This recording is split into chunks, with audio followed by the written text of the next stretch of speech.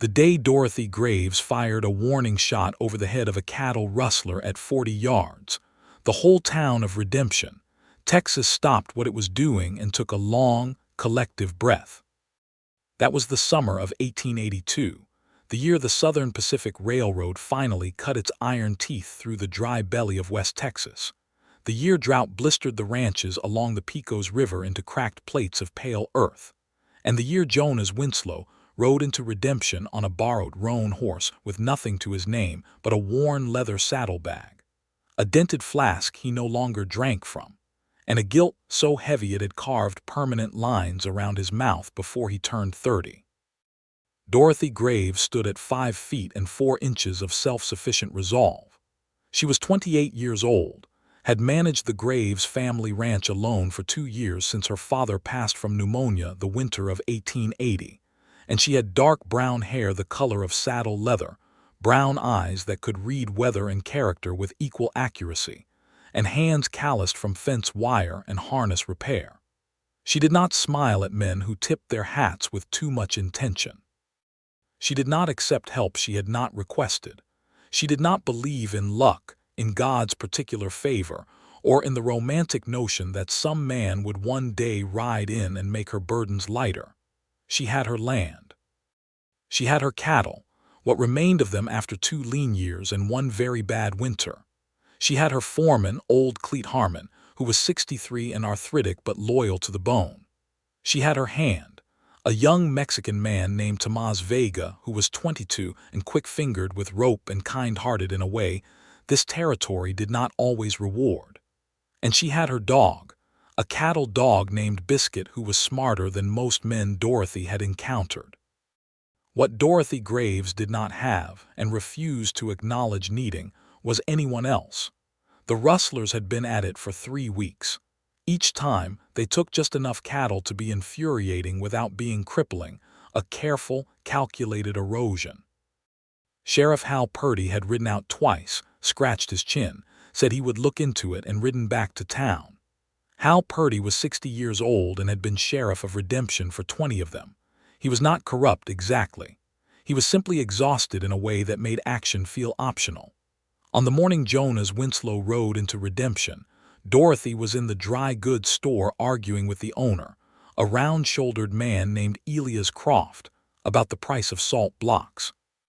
"You raised it again, Elias," she said, and her voice was flat and certain, the way the horizon was flat and certain out past the canyon. "Freight costs are up, Miss Graves.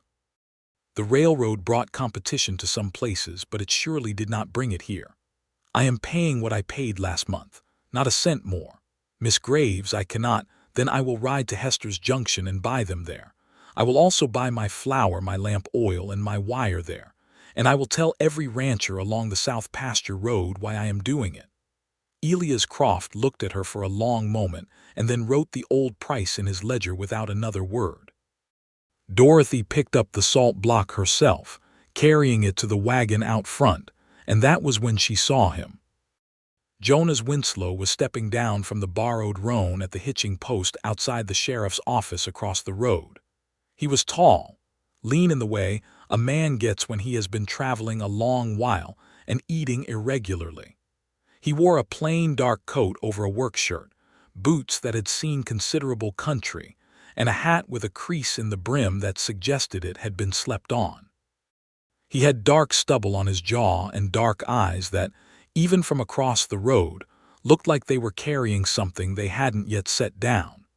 Dorothy noted him the way she noted all strangers with careful, neutral attention, and then climbed up to her wagon seat and drove home.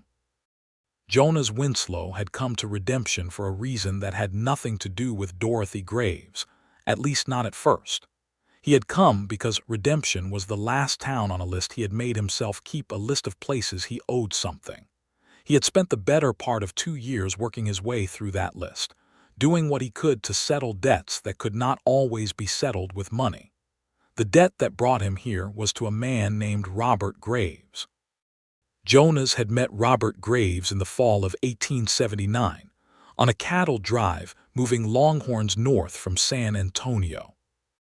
Jonas had been the trail boss on that drive, 27 years old and confident in the particular reckless way that comes before a man truly reckons with himself. Robert Graves had been a drover, 54 years old, steady and good with cattle, and possessing the kind of quiet decency that made younger men feel ashamed of their own noise. A river crossing had gone badly. The Brazos was running high and brown after a week of rain upriver, and Jonas had made a call he still questioned in his bones. He had pushed the herd across rather than wait.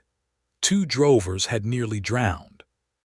Robert Graves had gone in after one of them, pulled him to the bank, and in doing so taken a blow from a steer's hindquarters that cracked 3 ribs and did something to his lungs that he never fully recovered from.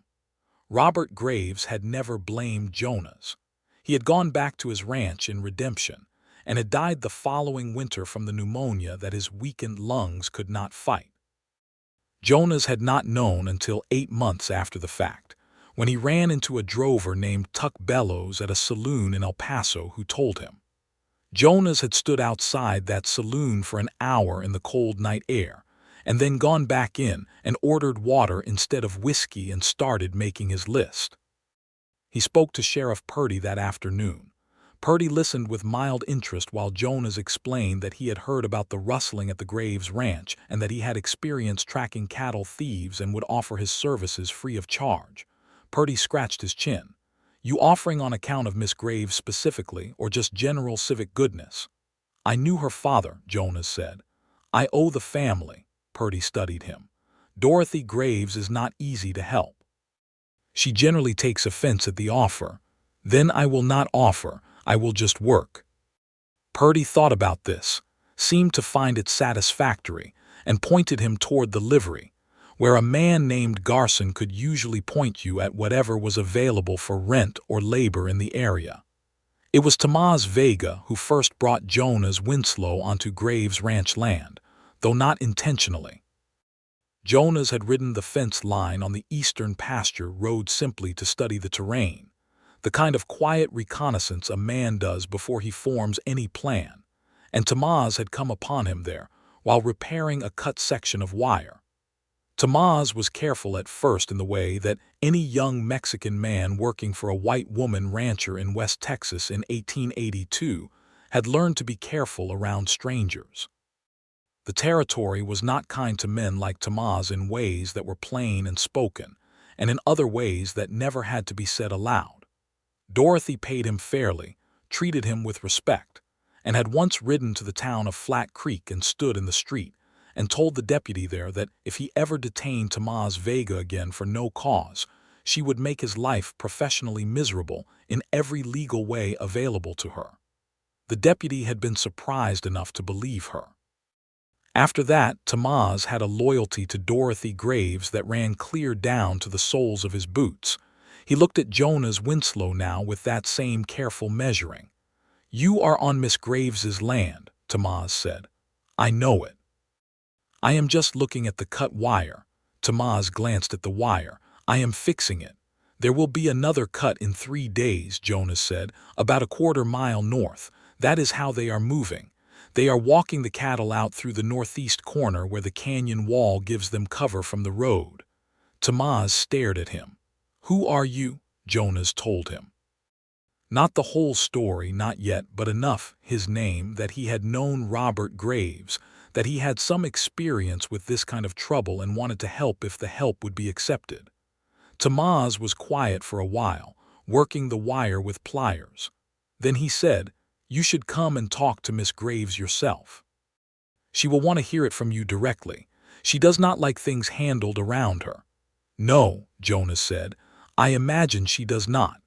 Dorothy was mending a saddle on the front porch when Tomás brought Jonas up the road to the ranch house. The house itself was plain and well-kept, whitewashed timber with a covered porch that ran the length of the front, a good stone chimney, and flower boxes under the windows that still held dried stems from something that had bloomed the previous spring and not been planted again. The ranch yard was orderly, tools hung on proper pegs, fence gates latched, the barn door fitted tight to keep the owls from nesting where the horses slept. Dorothy looked up from her saddle work with the expression of a woman who had not asked for company and was not certain she wanted it. Jonas Winslow stopped at the porch steps and took his hat off. This was not, Dorothy registered, the hat-tipping of a man performing courtesy for an audience. It was just the simple removal of a hat, something honest and unadorned. "Miss Graves," he said, "my name is Jonas Winslow. I came to Redemption because I owed something to your father. I knew him on the Ortega Drive in 1879. Dorothy set down the awl she was using. Something shifted in her face, but only briefly, a quick passage of something private, and then it was gone. "Robert Graves is dead," she said. "I know it, that is partly why I am here. He would not have wanted anything from anyone." "No," Jonas agreed. "He would not, that is also something I am aware of." Dorothy looked at him for a long moment. She had the rancher's habit of reading a man's hands first, the way he held his hat, what the skin and muscle told her about how he worked, what he avoided, how steady he was. Jonas Winslow's hands were strong, calloused, quiet. They were not the hands of a man who spent time in saloons. They were the hands of a man who had worked with them for years and carried some weight in them still. "Tamaz tells me you think you know where the rustlers are cutting my fence," she said. "I believe I do." "On what basis?" He explained the pattern he had observed, the timing of the cuts, the direction the tracks moved, the logical topography of the northeast canyon wall. He spoke without flourish, without the aggressive confidence of a man selling something. He just laid out what he had seen. Dorothy listened without interrupting. When he finished, she was quiet for a moment, and Biscuit, the cattle dog, came off the porch and went to Jonas and sniffed his hand and then sat down beside him. Dorothy noted this with more significance than she showed. "I will think about it," she said finally. "In the meantime, you are welcome to water your horse at the trough." It was the most she would offer that day, and Jonas Winslow accepted it without pushing for more. He came back the next morning, not to the house but to the northeastern fence line, and he worked alongside Tamaz all day, cutting and resetting posts where the ground had softened from the irregular rains the week before. He did not ask permission. He did not announce himself. He simply showed up with tools and worked. Cleet Harmon, who had been watching from the distance that old foremen used to watch strangers, came to Dorothy that evening and said, "He's a hard worker, that fellow. Knows cattle. I watched him read the grazing pattern this afternoon like he was reading a newspaper." "He is not hired," Dorothy said. "No," Cleet said, "but he is working." Dorothy stood at the window and looked out toward the barn where the lamplight was still burning, where Jonas had stayed to help Tamaz finish reinforcing the gate latch that had been loose for a week. "I do not need his help," she said. Cleet was quiet for a moment. He had known Dorothy since she was 7 years old. "No," he said. "You generally do not need anybody's anything." She looked at him sharply, and he raised both hands mildly and went to the bunkhouse. The following day, Dorothy rode out to the northeastern fence line herself at dawn. She told herself it was because she needed to survey the damage, because it was her land and her cattle and her problem to understand fully. She did not tell herself anything about Jonas Winslow being there, because she preferred not to catalog motivations that complicated her sense of herself. He was already there. He had made camp the night before in the thin shade of a juniper outcrop and had a fire going with coffee on, and he was crouched in the dust studying a set of tracks that ran east toward the canyon. He heard her horse and turned, stood up without hurry and waited. "There were 4 of them last night," he said without preamble. "They came through between midnight and 2, took 6 head young steers by the size of the prints. They moved east and then north. There is a holding pen somewhere in the canyon, I would bet my life on it." Dorothy dismounted and crouched beside the tracks herself, reading them as he had. He was right. The hoof patterns were clear even to her, though the sandy soil was beginning to break up in the morning wind. "I can go in after them," he said. "Or you can ride to Purdy." "I already rode to Purdy twice," she said, and the flatness in her voice contained a library of experience. "You said you would go in after them." "What does that mean, exactly?" "It means I follow the tracks to where they are keeping the cattle. I identify who is responsible, and I bring the evidence back to make Purdy actually do his job. No shooting unless there is absolutely no other option." Dorothy stood up and looked at him directly. She was a woman who had discovered early that looking directly at people told you things that sideways glances never could. "Mr. Winslow," she said, "I want to be plain with you. I appreciate that you knew my father. I appreciate that you are applying your time to my problem. But I want you to understand that I do not need saving. I have been running this ranch for 2 years without a man to do it for me, and I intend to continue doing so. I'm not a woman waiting for someone to ride in and fix what is wrong."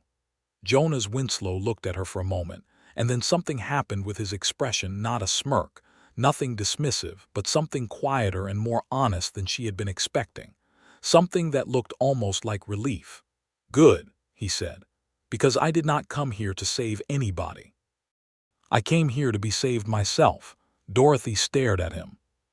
He looked a little surprised at himself, as though the words had come out of him more honestly than he had intended, and he glanced away briefly at the flat eastern horizon and then back at her. "Your father was a decent man," he said, "one of the best I have encountered, and choices I made cost him something he could not get back, and I have been carrying that. I came here because I owe a debt, not to you, to him, to his memory, to doing one useful thing in a place where I caused harm." He paused. "I am not here to rescue you, Miss Graves. I have not got enough of myself in good order to rescue anyone."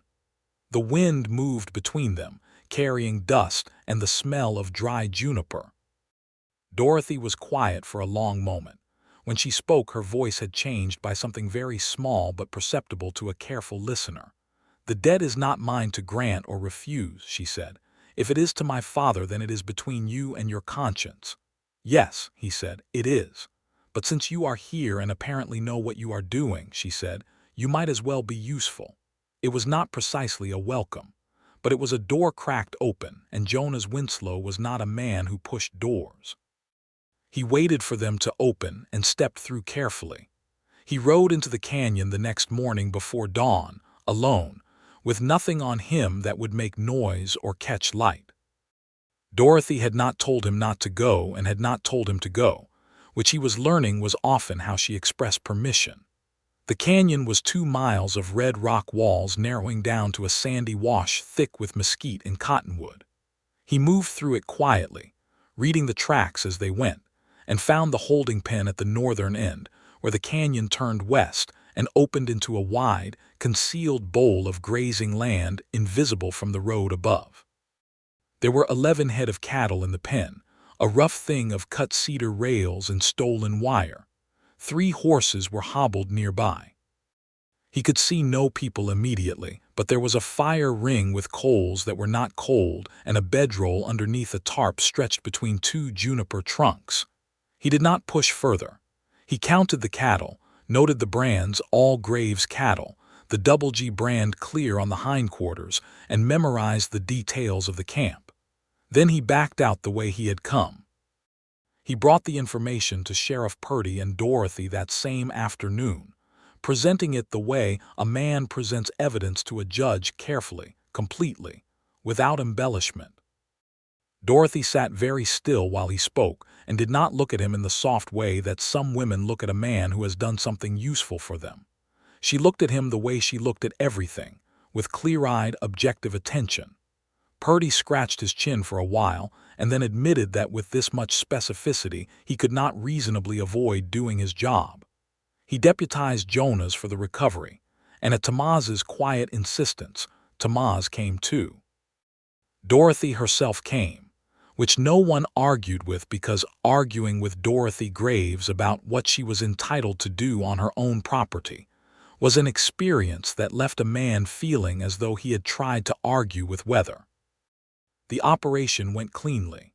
The rustlers, 3 men from the Flat Creek area who had been working a similar scheme on 3 other ranches to the north, were surprised in their camp at first light, offered resistance only briefly when they understood how badly outnumbered they were, and were taken into town without significant violence. The cattle came home. That evening, Dorothy stood in her own yard watching Tamaz and Cleet move the recovered steers back into the south pasture, and she felt a complicated mixture of satisfaction and something harder to name. The problem was solved. That was what mattered. She turned toward the house and found Jonas Winslow standing near the fence with his horse, clearly preparing to leave.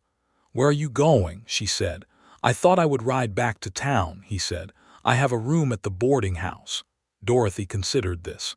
"You have been sleeping in a boarding house the whole time, since the first night. Before that I was camping." She did not say anything immediately.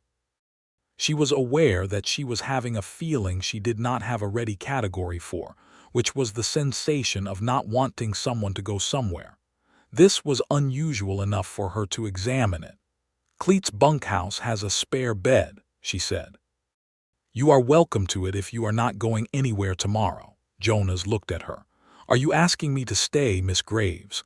"I am offering you a bed," she said. "Those are not necessarily the same thing." But the faintest edge of something that might, in another woman, have been called a smile crossed her face before she turned and went inside. Jonas stayed. He stayed the night, and then the next day he found more fence that needed mending and he mended it. And then there was a section of the barn roof that was pulling away from the rafters, and he fixed that too, working alongside Tomas and talking to him in the easy, companionable way of two men who have decided to like each other before they fully know each other.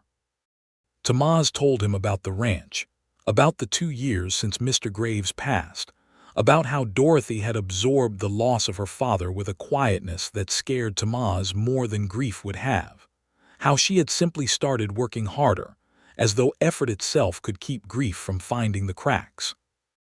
Jonas listened and did not offer opinions about this. He understood the reflex. In the evenings, Dorothy fed whoever was there, and there was no reason for Jonas not to be there. She was a good cook, practical rather than elaborate beans and salt pork and cornbread, and on better days a piece of venison that Cleet had been keeping in the cool store.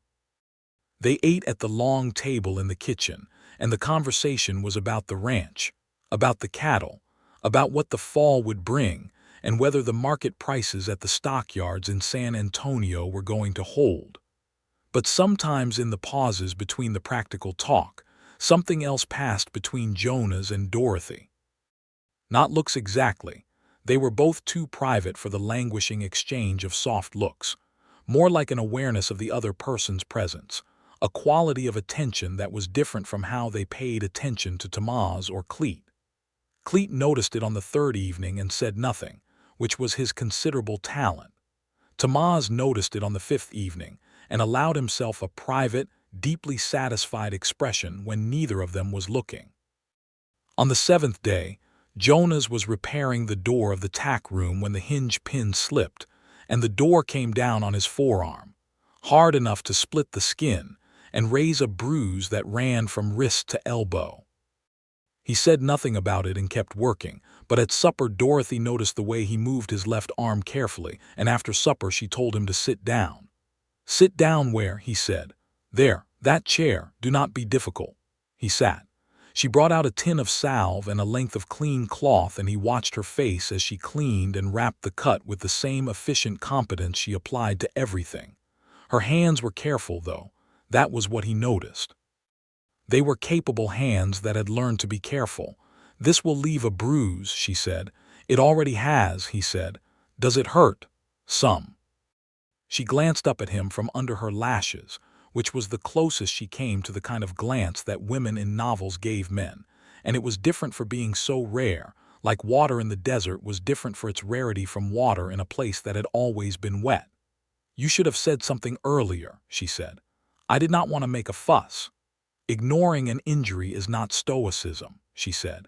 "It is just stubbornness wearing stoicism's coat." He looked at her for a moment and then he laughed, a real laugh, the kind that comes from somewhere genuinely surprised. It transformed his face so completely that Dorothy blinked. "That is the most accurate description of about half my life that anyone has ever given," he said. Something eased between them after that.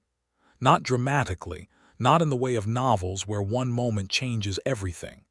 But something softened at the edges, The Way Creek ice softens in early February when the days are still cold, but the sun has begun to mean it.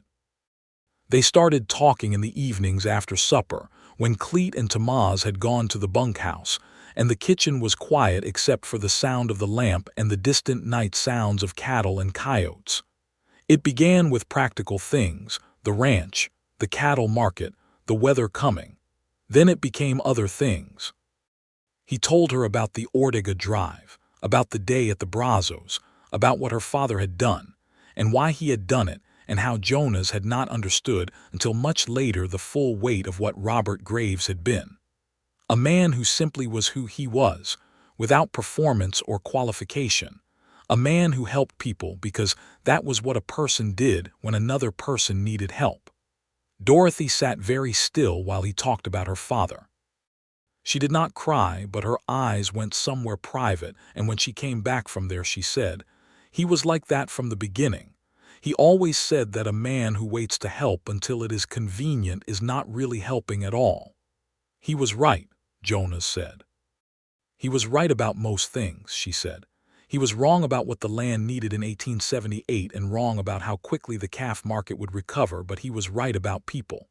"Were you close?" Jonas asked, and then carefully, "You do not have to answer that." "We were close," she said simply.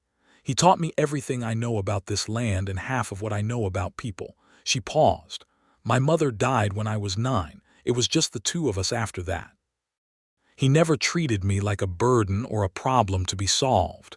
He just let me be who I was and helped me get better at it." Jonas was quiet for a moment. "That is a rare thing," he said, "to be let to be who you are." She looked at him. "Were you not?" He thought about this, really thought about it the way a man does when he is with someone whose opinion he has begun to value. "My father was a good man," he said at last, "but he had a very specific idea of what a man should be. Strong and silent and never asking for anything. It was not cruel, it was just a closed room. You could see through the window, but you could not go in. And your mother, she died when I was 13. After that, it was just my father and the idea of what I was supposed to become." He turned the coffee cup in his hands. "I think I spent 20 years performing the version of myself he needed to see. And then Robert Graves died, and something in me stopped believing the performance was worth it." Dorothy looked at him for a long, quiet moment. "That is what you meant," she said, "when you said you came here to be saved." "Yes," he said, "I suppose it is." Outside, the coyotes were calling somewhere on the far mesa, and the stars over West Texas were the kind of stars that reminded a person they were very small in a very large world, which was either terrifying or comforting depending on the company. "I think my father would have liked you," Dorothy said. It was a considered thing to say, not a casual thing, and both of them knew it. "I hope so," Jonas said. "I would have liked to know him better." The weeks turned. Jonas became part of the Graves ranch in the quiet, organic way that a needed thing becomes part of a working place. He was not the boss, never suggested he was. He deferred to Dorothy on every decision about the ranch, the herd, the land use, the contracts, the hiring of an additional hand for the fall roundup. He offered opinions when asked, sometimes when not asked, but in the careful, tentative way of a man who knows the difference between offering and insisting. And Dorothy found herself asking more often as the days went by. The town of Redemption began to talk, because small towns in 1882 had little else to do but observe and discuss. And the observation was that Jonas Winslow was out at the Graves ranch nearly every day. Mrs. Thora Hicks, who ran the boarding house and believed herself the social conscience of the community, expressed her opinions to whoever would stand still long enough in the dry goods store. The opinions were not unkind, exactly, but they contained the particular weight of community expectation. A single woman and a single man spending time together had implications that the community took a proprietary interest in managing. Dorothy heard about it from Tamaz, who brought it up with the careful discomfort of a man who knew it was not his business but felt she should be aware. Dorothy was quiet for a moment and then said, "What people say about my personal life is their entertainment, Tamaz. It has no bearing on what I do." Tomas nodded. Then very carefully he said, "He is a good man, Miss Graves." Dorothy looked at him. "Yes," she said, "he appears to be." Which was the most she would concede directly, but Tomas took it home to his bunk that night feeling considerably encouraged. The complication came in October, when a man named Garrett Hale arrived in Redemption. Garrett Hale was a land agent from San Antonio, smooth-faced and well-dressed in the way that men who deal in paper rather than land are well-dressed. And he came with an offer from a land development company called Western Futures that wanted to buy a significant corridor of land running north to south through the eastern part of Crane County, which included the eastern pasture and the canyon land of the Graves Ranch. He rode out to the ranch on a Wednesday morning, and Dorothy received him on the porch with the courtesy she gave all guests: coffee, a chair, and her full attention, and then listened to his offer. It was a generous offer, more than fair by any objective measure, enough money to pay off the small remaining note on the property and have considerable left over enough to relocate, to start over somewhere easier, somewhere with better water and better markets, and the particular comfort of not fighting the land for every inch of progress. Garrett Hale presented it with the warm confidence of a man who has given this speech many times and found it persuasive in most cases. Dorothy heard him out to the end. Then she said, "No," Hale blinked. "Miss Graves, with respect, the offer is—" "I know what the offer is," she said. "I said no. May I ask your reasoning?" "My reasoning," she said, "is that this is my land. It was my father's land before it was mine. There is no number on paper that replaces what this ground means." Hale tried several additional approaches, each of which Dorothy dispatched with the same efficient finality, and eventually he rode back to town looking moderately confused. Jonas had been at the far barn during the conversation and came up to the house afterward to find Dorothy at her table with the financial papers Hale had left spread out before her, and a look on her face that was controlled but containing something complex underneath. "You heard," she said. "Some of it. Enough. You think I should have considered it more carefully." He looked at her. "I think it is your land and your decision, and the opinion I am least qualified to give is whether you should sell it." She looked at him for a moment. "Most people would tell me the practical thing." "I know what practical is," he said. "I also know what a person owes to a piece of ground that grew them." He was quiet for a moment. "What will Hale do next?" Dorothy looked at the papers. "He will try to buy the land to the north and the south and make this parcel economically unworkable. That is how these companies operate. They do not take one no as a final answer." "Then we should know our neighbors' positions," Jonas said. Dorothy looked up at him, and the look was not exactly soft, Dorothy Graves being not a soft-look woman, but it was a look that said something about trust and partnership that neither of them had the words ready for yet. "We," she said. "If you want it to be," he said. "I am aware that I am not a party to any of this except that you have been kind enough to feed me and let me work here." Dorothy set down the papers. "You are not nobody here," she said, and it was said simply and without decoration, and it landed on Jonas like the first real warmth of spring on cold ground. "You have been more useful to this ranch in 6 weeks than some men I have paid wages for in a year." "That is not quite the same as," he started. "No," she said, "it is not." She looked at him steadily. "I am not a woman who says things she does not mean, Jonas. I am telling you that what you are here is not nothing." It was the first time she had used his given name. He was relatively certain she had not meant to, from the slight flicker of awareness that crossed her face when she said it. But she did not retract it. She simply waited to see what he would do with it. "Dorothy," he said, testing the word with care, and she held perfectly still for a moment like a person testing the ice at the edge of a frozen pond. "I would like to be useful to you in whatever way you will allow." "Then come with me to the Hensley Ranch tomorrow," she said. "They are the closest neighbors to the north. They need to know what Hale is doing." "I will be ready at first light," he said. The Hensley Ranch was run by a woman named Hensley, 62 years old, who had outlived 2 husbands and managed 1,200 acres with a Mexican work crew and a German shepherd named Kaiser who was deeply suspicious of all visitors. Me Hensley had the kind of face that had been good-looking 30 years before and was now more interesting for all the living that had happened to it.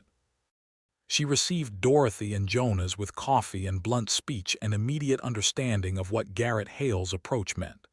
They did this in Gillespie County in 1879, she said. Bought the road access land first and then charged tollage rates that made the remaining ranches unworkable. The ranchers sold one by one. We will not sell, Dorothy said. No, me said. We will not.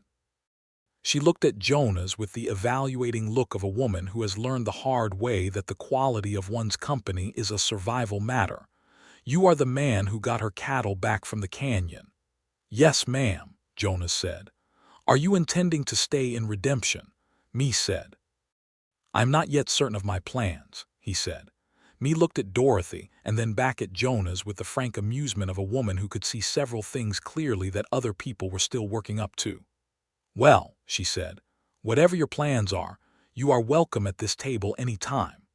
They spent the morning building a coalition of awareness among the northern ranchers, riding from the Hensley spread to the 2 smaller operations beyond it, and spreading the word about Hale's company and its methods. It was the kind of work that felt good, practical and purposeful, and the riding was long, and the country was beautiful in the way of West Texas in the fall golden grass and pale rock, and a sky so deep blue it looked painted. They rode home in the late afternoon, and the conversation turned from the immediate business of Hale to other things, the way conversations between 2 people growing toward each other naturally do when the practical business is done. They talked about the country, about the railroad and what it was changing, the good and the troubling both. They talked about the Comanche bands that had been removed to the reservation at Fort Sill in Oklahoma in 1875, and Dorothy said that there was something in the land itself that still held their presence, not like a ghost, but like a history the ground remembered even when the people on it chose to forget. She spoke about it with a seriousness that Jonas found himself moved by. My father used to say the land does not belong to whoever owns the deed, she said. It belongs to whoever tends it with respect. He believed that. He believed it and he lived it. He never wasted water, never grazed a pasture to nothing. He planned for the land to outlast him. She paused. That is why I cannot sell it. It would be like selling his actual intentions for the world. Jonas rode quietly for a moment beside her. When I was on the trail, he said, riding through country like this, I used to think I was just passing through everywhere, like I had no particular business belonging anywhere. Do you still think that? He looked at the ranch house in the middle distance, the smoke rising from the kitchen chimney against the copper evening sky. Less, he said. I think that feeling has been changing. Dorothy looked at him and then away at the horizon with its evening colors, and her face in the failing light was something Jonas thought he would not be able to describe if asked, but would not forget if he lived to be old. It changes when you find something worth belonging to, she said quietly. That night Jonas lay in the bunkhouse bunk listening to Cleet's slow, steady breathing across the room, and looking at the strips of night sky visible between the boards overhead, and thought about the fact that he had come to Redemption expecting to do one useful thing and leave. And somewhere in the weeks since arriving the notion of leaving had become genuinely painful, which was new and somewhat alarming and completely real. He thought about Dorothy Graves, about the specific quality of her, not soft, not biddable, not any of the things a man in 1882 was generally supposed to want in a woman. She was a person in full possession of herself, a person who had built her competence and her independence out of necessity, and had decided somewhere along the way to own them as virtues rather than unfortunate substitutions for something else. She was funny when she let herself be, which was rarely and therefore memorably. She was kind to Tamaz in ways that cost her nothing and to Cleet in ways that did, sitting with him some evenings when his arthritis was bad and keeping him company when the hands of the clock moved slowly. She was the most actual person he had encountered in years, and he had not known until meeting her how much he had been surrounded by performances, including his own. Cleet woke up briefly in the darkness and said to the ceiling, "You are thinking so loud a man cannot sleep." Jonas was quiet. "She is worth it," Cleet said, "if that is what you are working on, but she will not be pushed. She needs to arrive at her own conclusions." "I am aware of that," Jonas said. "Good," Cleet said and went back to sleep. The matter with Garrett Hale escalated in November. Hale's company acquired the Burkett land to the east, a small failed homestead that had been abandoned the previous summer, which gave them access to the Canyon Road and effectively put a stake in the ground adjacent to Graves' land. He then made a second approach to Dorothy, this time with a slightly higher offer and an implicit suggestion that if she did not sell willingly, the company had legal means available through water rights challenges and road access claims. Dorothy came to Jonas that evening not because she needed his opinion, but because she needed to talk it through with someone who would not panic and who understood the legal landscape enough to think clearly. They sat at the kitchen table with the lamp turned up high and laid out the situation like a map. Dorothy had been to see a lawyer in Hester's Junction named Avery Marsh, who had explained the water rights law in terms of what Hale's company could and could not challenge. The news was mixed. There were legitimate concerns about the Eastern Creek access that the company could exploit, but there were also clear protective statutes that applied. "The key is the 1878 Water Compact," Jonas said, reading the notes she had brought back from Marsh. "If your father signed it, he signed it," Dorothy said. "I have the paper in the strongbox. Then they cannot touch the creek access. The challenge falls apart without that." Dorothy sat back and let out a breath that was not quite relief but was at least the absence of immediate catastrophe. "Marsh said the same thing," she said. "I wanted a second opinion from someone who had reason to read it carefully." Jonas looked at her. "You wanted a second opinion from me. You spent 2 years settling debts," she said. "That means you have some experience with legal and financial matters as they apply to liabilities." She paused. "Unless you are going to tell me I misjudged." "No," he said, "you did not misjudge." She nodded, satisfied, and poured more coffee into both their cups, and then they sat in the comfortable quiet of two people who have moved past the need to fill every silence, and Jonas thought that this exact moment, the lamp and the coffee and the papers and the particular quality of sitting with Dorothy Graves in the kitchen of the ranch he had come to feel was more home than anywhere had been in years, was something he did not want to lose. "I need to tell you something," he said. Dorothy looked at him, waiting. She did not rush people when they were working up to honesty. She had learned that patience in this, in particular, was a gift worth giving. "I have been thinking about my plans," he said. "About what I said when you asked whether I was staying." "You said you were not certain," she said. "I am more certain now," he said. "I would like to stay in Redemption. Not necessarily here, not if that is not, I mean I could find my own place. Something to work. There is a small quarter section east of town that Garson mentioned is for sale, and I have enough set aside from the years of trail work to—" "Jonas," Dorothy said. He stopped. She was looking at him with an expression that was more open than he had seen on her before. Not unguarded exactly, but not defended either.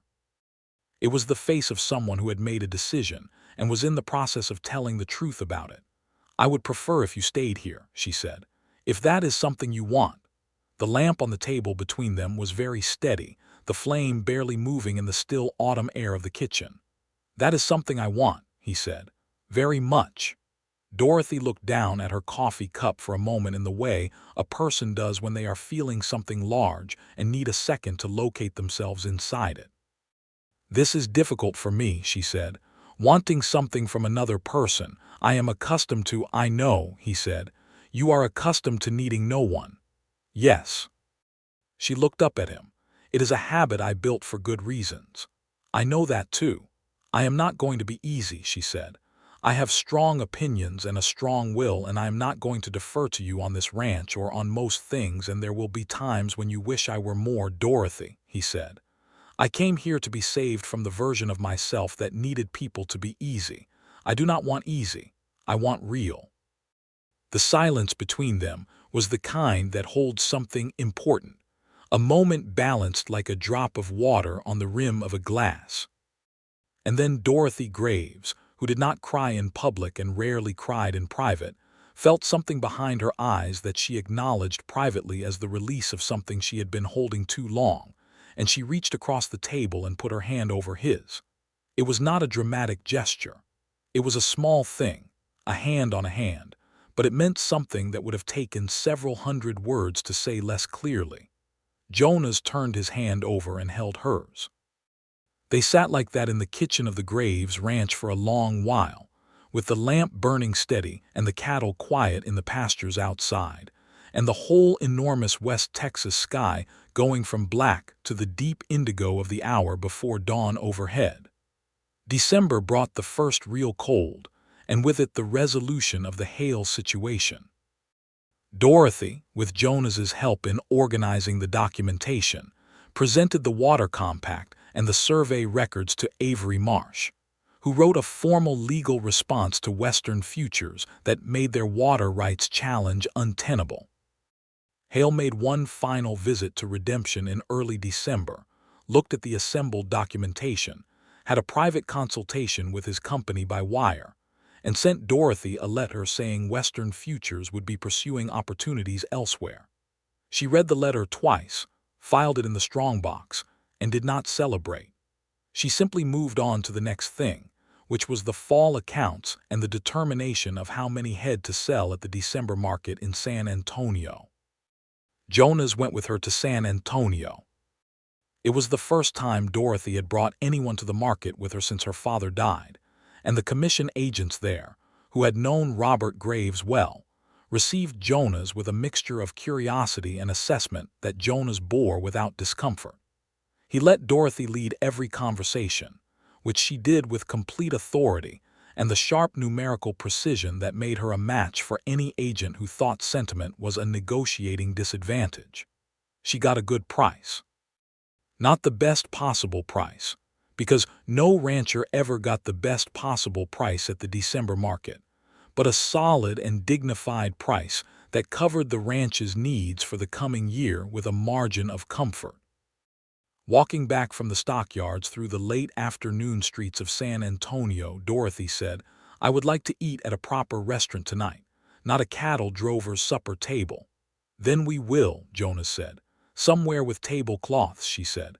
"I have not eaten at a table with a cloth since my father took me to Hester's Junction for my 21st birthday. Tablecloths are easily found in San Antonio," he said. She looked at him. "Are you humoring me?" "No.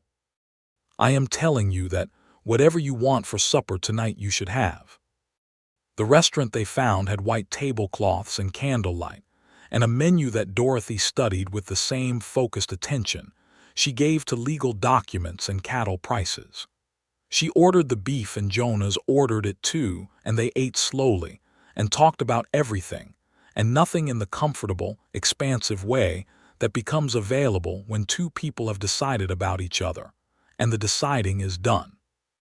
After supper they walked in the evening streets of San Antonio, which were warm for December and full of the particular hum of a river city, and Jonas stopped at a corner and turned to her and said, with the directness that was the best he could manage when he was also frightened, "I would like to marry you, if you are willing."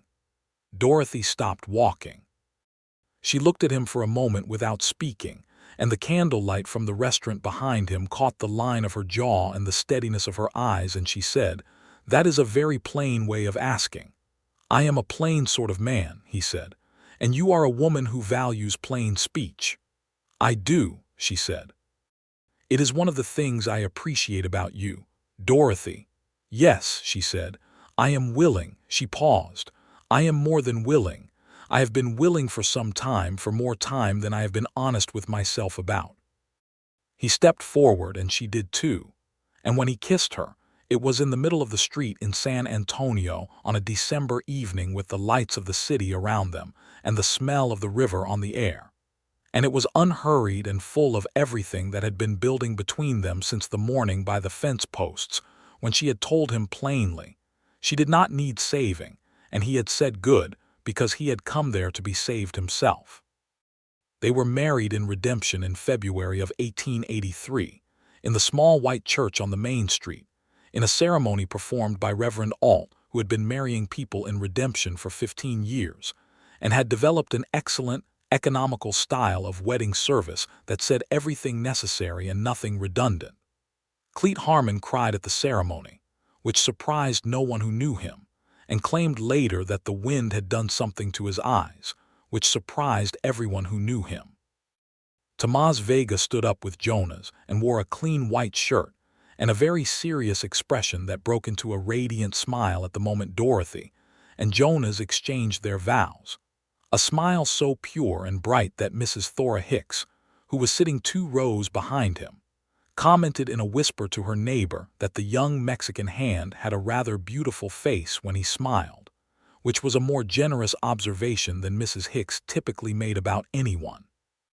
Mee Hensley came from her ranch and sat in the front row in a dark green dress that suited her exactly as she was, and afterward at the small reception in the church hall she held Dorothy's hand and said, "Your father would be so happy," and Dorothy held herself very still for a moment and then said, "I believe he would," and that was all that needed to be said. The ranch changed slowly over the following years, as things change when they are given time and attention and the right kind of partnership.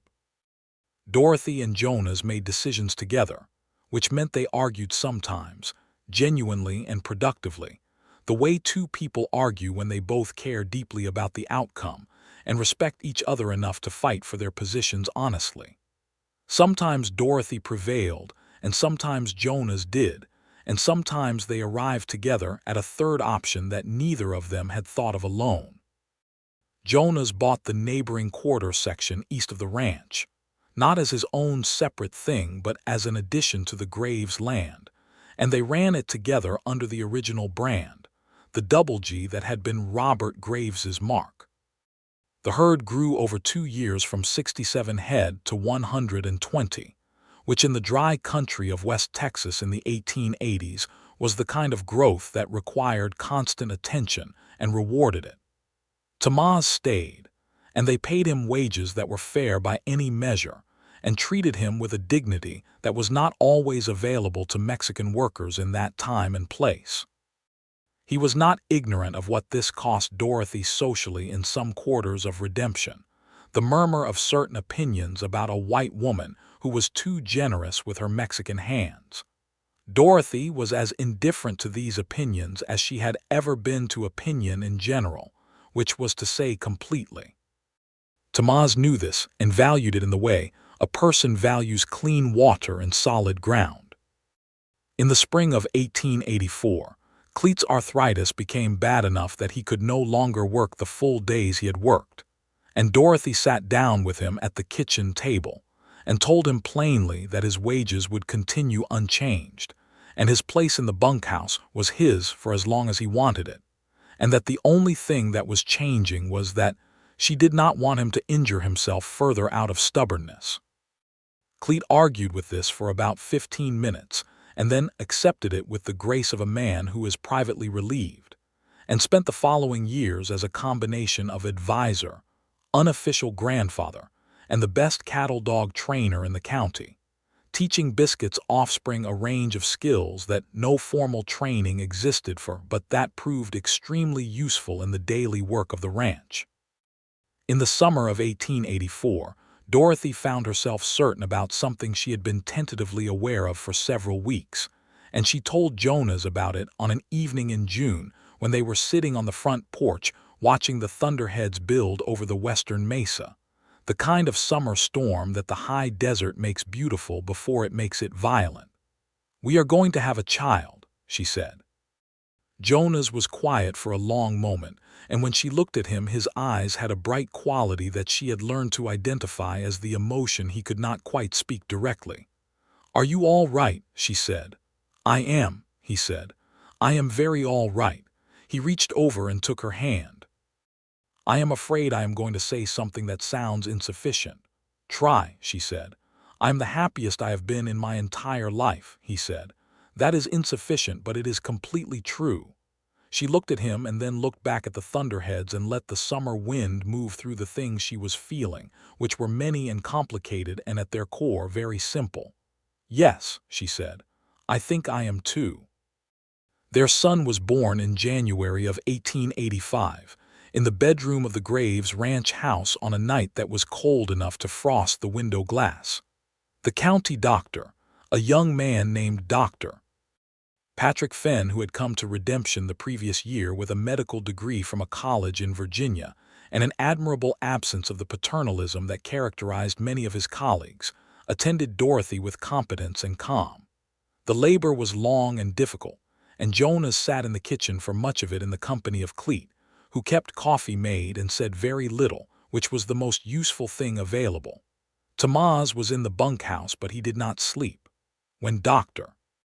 Fenn came to the kitchen doorway and said that Dorothy was well and the baby was a boy, healthy and large-lunged based on the volume of his complaint, Jonas Winslow stood up from the kitchen table and had to put a hand on the back of the chair for a moment. "She is asking for you," Dr. Fenn said. Dorothy was sitting up in bed with the baby against her, looking tired in the way of a person who has done an enormous amount of work and knows the value of what they have made. The baby was red-faced and furious at the world in the manner of all new arrivals and was already, Jonas could see, going to have Dorothy's exact expression of focused intensity about whatever he was attending to, which at the moment was nursing. Jonas sat in the chair beside the bed and looked at his wife and his son and did not say anything for a while because he did not have adequate words. "Well," Dorothy said. "He is perfect," Jonas said. "He is very loud," she said. "He came into the world with opinions, which I will say is not a surprise." Jonas looked at her. "How are you?" "I am tired and pleased," she said. "Mostly pleased." She looked down at the baby and something moved in her face that Jonas thought was the clearest thing he had ever seen on any human face, the pure, undefended expression of a person looking at something they love without any of the careful armor they carry elsewhere. "What will we call him?" Jonas said. Dorothy looked at the baby. Then she said, "Robert Jonas Winslow, if you agree." Jonas was quiet for a moment. "I agree," he said. "He should have his grandfather's name." "Yes," she said. "He should know it and be proud of it." Cleet, when told the name in the kitchen that morning, sat very still for a long time with his coffee cup and did not speak, and Jonas let him have the silence because some feelings need their room. Robert Jonas Winslow grew up on the Graves Ranch, which was also by then the Winslow Ranch, though the Double G brand never changed because Dorothy saw no reason to retire it. He grew up with his hands in Texas dirt, and his first words learned at Tomás Vega's knee as often as at his parents', so that by the time he was 4 he moved between Spanish and English the way water moves between vessels, naturally, and without noticing the boundary. He grew up watching his mother manage the land with the same clear authority she had always brought to it, and watching his father work beside her, and learning from both of them that there was no task too humble and no decision too large, and that the two of them disagreed sometimes and worked it through and were the better for it. He grew up watching Cleet sit on the porch in the evenings and teaching him the names of the stars the way Cleet's father had taught them to Cleet, the old names and the ranchers' names, and the made-up names that accumulated on landmarks over generations, until the land became a story a person could read. In the fall of 1887, Dorothy discovered she was expecting again, and this time the pregnancy was less difficult, though winter labors in West Texas were never entirely comfortable in any year. The second child was born in February of 1888 and was a girl, and they named her Me Eliza Winslow after Me Hensley, who had by then become the kind of friend that comes to a person once in a life and does not leave. Me Hensley came to see the baby when she was 3 days old and held her with the practiced ease of a woman who had held many babies and said, "She looks like her mother. That is a gift to the world." Dorothy, sitting up in bed, looked at Jonas, who was in the chair by the window, and the look between them was the kind of look that years of marriage and shared work and shared loss and shared joy had made available, a look that said everything without needing to say anything. The years moved through the late 1880s in the particular rhythm of ranching life, which is to say they were full and demanding and punctuated by smaller and larger crises that required the full engagement of everyone involved. There were drought years and good years. There was a hard winter in 1886 that killed 18 head and required Jonas and Tamaz and 2 hired hands to ride into 3 days of bitter cold, to pull the surviving cattle in from the far pastures before the storm's second phase arrived.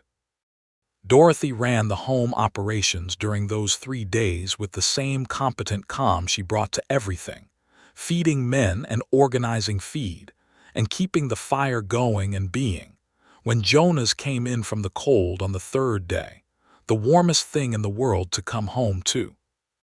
There was the day in 1887 when a young homesteader family, a man, his wife, and their 2 small children came to the ranch gate on a broken-down wagon with sick oxen and no resources and no clear plan, the kind of family that the West ate alive in those years with a regularity that was appalling.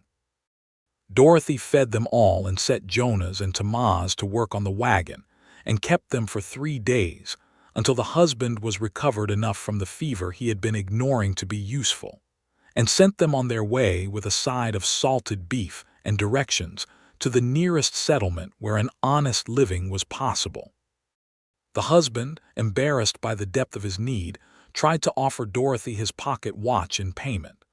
Dorothy declined it without making him feel the refusal, and the husband rode away with tears on his face that he would deny to anyone who saw them, which was nobody. "You could have used the watch," Jonas said afterward. "I have a watch," Dorothy said.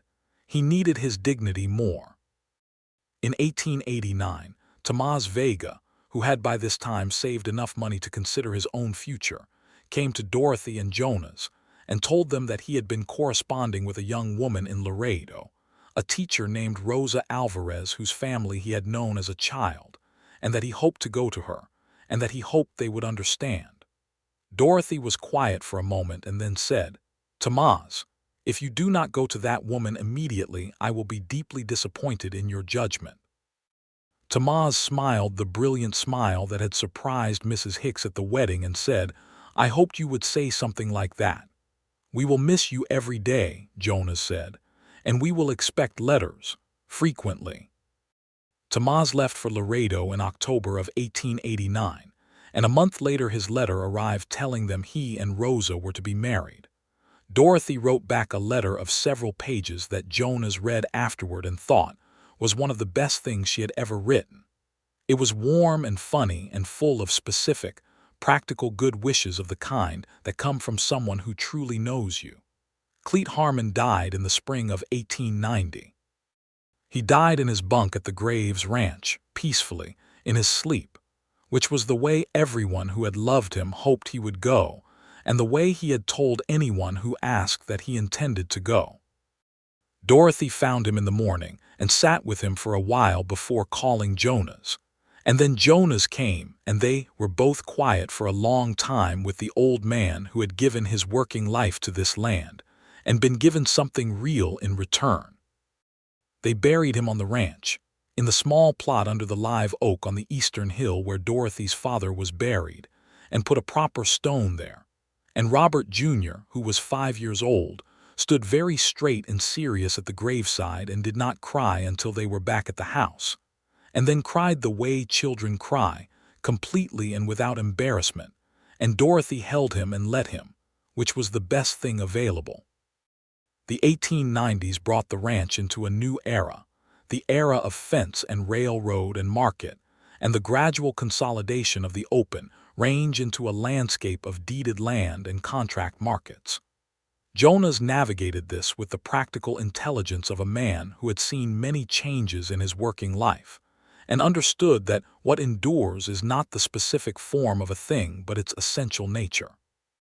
The Graves Winslow Ranch endured because Dorothy and Jonas had built it on something real, The land itself, the quality of the cattle, the relationships with the people around them. Robert Jr. grew into a young man with his mother's directness and his father's patience, which turned out to be an excellent combination.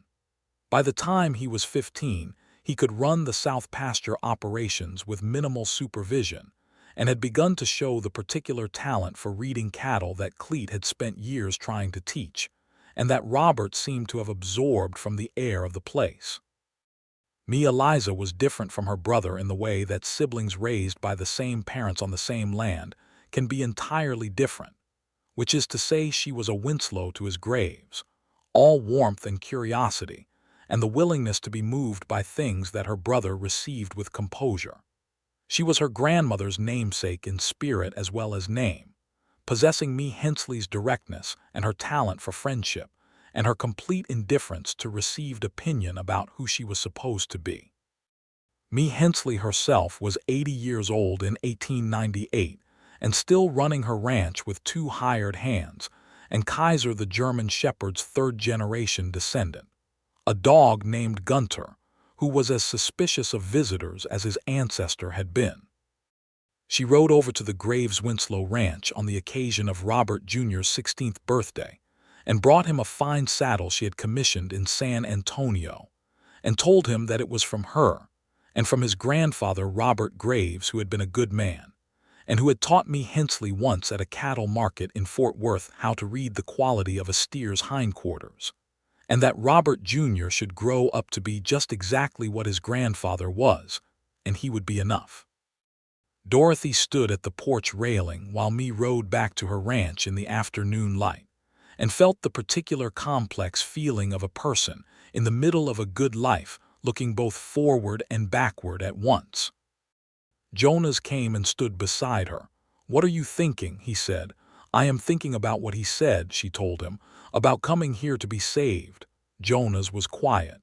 "Do you remember saying that?" she asked. "I have never forgotten it," he said. "It was the most honest thing I had said in years." Dorothy looked at the land, at the golden grass and the afternoon shadow of the live oak on the hill where her father and Cleet lay under their stones, and the sky above it all, which was the exact blue of October and full of the particular light that the high desert produces in October, a light that has something final and also something beginning in it.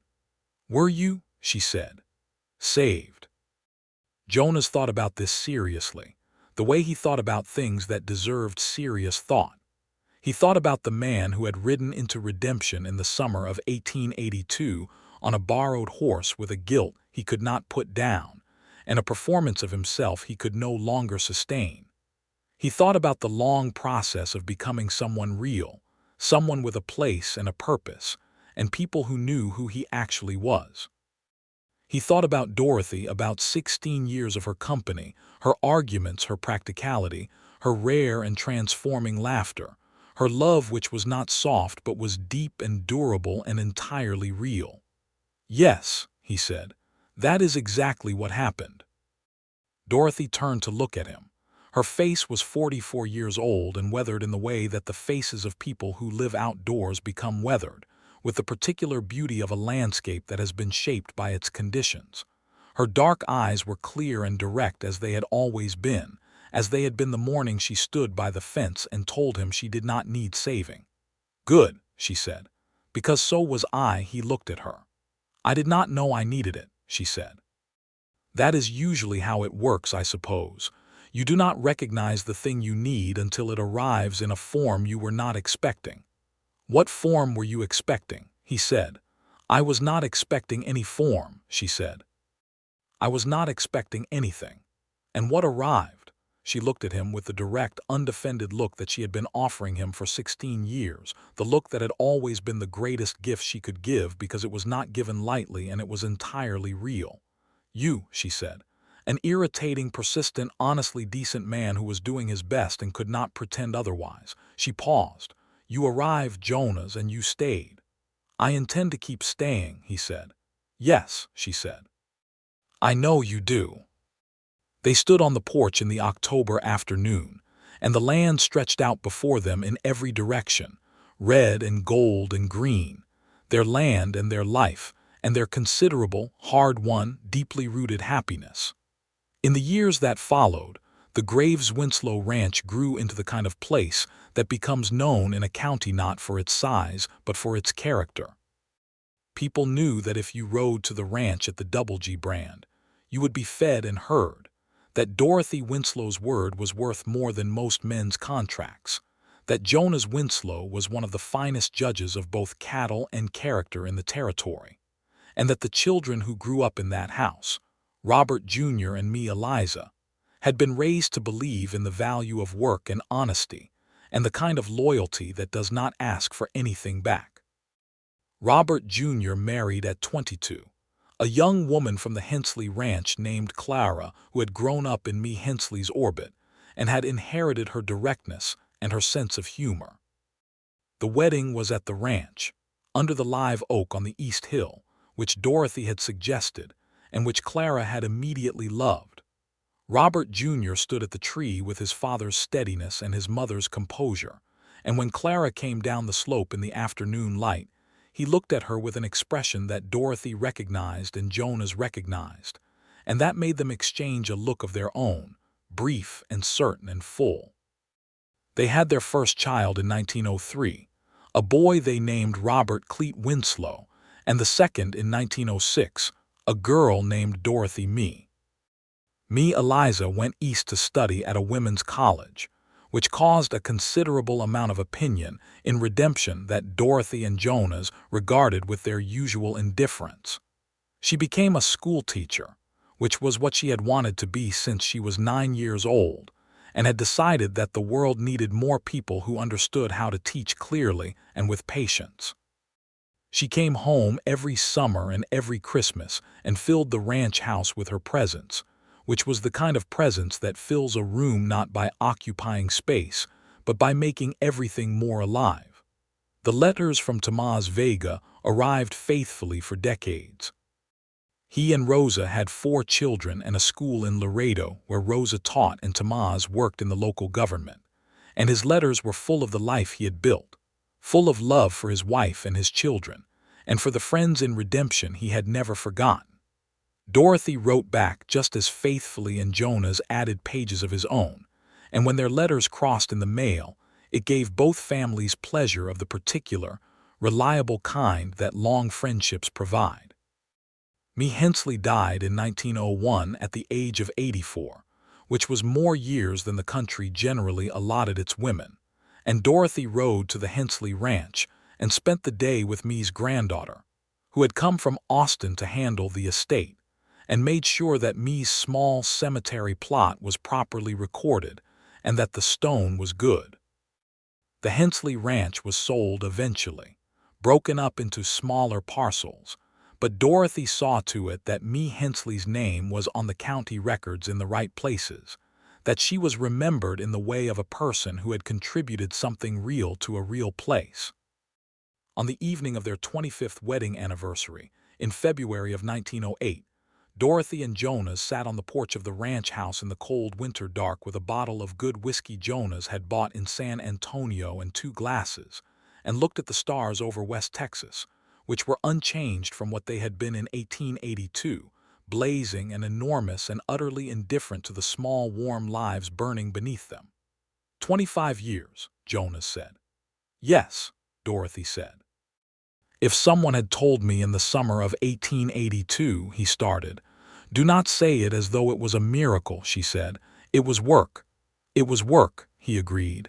The best kind. The kind that is also everything else, she said. The kind that is also life.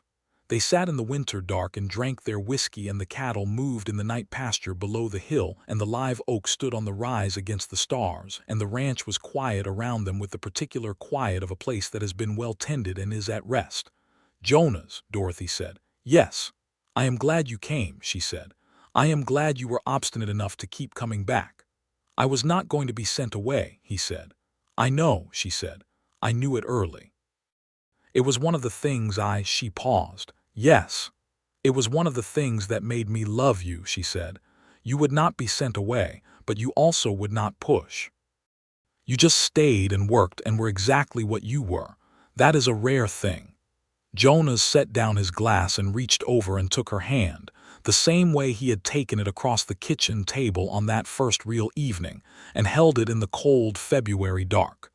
"You are a rare thing," he said. "You are the rarest thing I have ever encountered." Dorothy looked at him, and for a moment she was 28 again and he was 30, standing by the fence line with his hat in his hands, and she was telling him she did not need saving, and he was saying what turned out to be the most important thing either of them would say in all the long, rich, wonderful years that followed. "Good," he had said, "because I came here to be saved myself." And the West Texas sky was above them, deep and full of stars, and the land was wide and theirs and real, and everything that had come from that moment had been true and hard and good beyond the speaking of it. "I love you," she said, which was not a thing she said often or carelessly, and for that reason when she said it the words were full of everything she had ever held back and everything she had ever given and everything she was. "I love you," he said back just as plainly, just as fully. The stars burned above them. The cattle moved in the dark. The house behind them was full of the accumulated life of 25 years, the furniture worn to the right shapes, the floors with the scuff marks of children who had run through them, the kitchen with its long history of meals and conversations and decisions made and unmade, the bedroom with its window that looked east toward the first light. And tomorrow there would be work to do, and they would do it together, and the day after that would come and they would meet it as they had always met everything honestly, completely, with the full weight of who they were. That was enough. That was, in fact, everything. The Double G brand went on burning cattle hides in West Texas for decades after, long past the time when anyone alive could remember the first graves who had pressed it to hide on a San Antonio morning in another century. It became the kind of brand that meant something in a county, not just the name of a ranch, but the mark of a way of doing things, of keeping your word and caring for your land, and treating the people who worked for you as people and not tools, and standing up to whatever came at you with the particular combination of stubbornness and grace that the best of the West produced and the worst of it tried to eliminate. Jonas Winslow lived to be 71 years old. Dorothy Graves Winslow lived to be 76, outlasting him by 5 years in the way that hard-working, purposeful women sometimes outlast their husbands. And she spent those 5 years in full possession of herself on the ranch she loved, surrounded by the grandchildren who came to her with questions, and left with answers that stood them in good stead for the rest of their lives. She died in the bedroom of the ranch house on an October morning with the window open and the light coming in from the east, which was the direction she had always watched for it. And the last thing she said, to Robert Jr., who was sitting beside her, was that the ranch looked fine and she was satisfied, and that the oak tree on the hill needed trimming on the north side or it was going to start crowding the stones. Robert Jr. told her he would see to it. She closed her eyes. The October light was gold and full of everything. And the land went on, which is what land does, holding in its patient and enormous memory all the lives that had been lived on it, and all the love that had been made and all the work that had been given to it, and the names of all the people who had stood on it and looked up at the stars and known, in spite of everything, that they were home.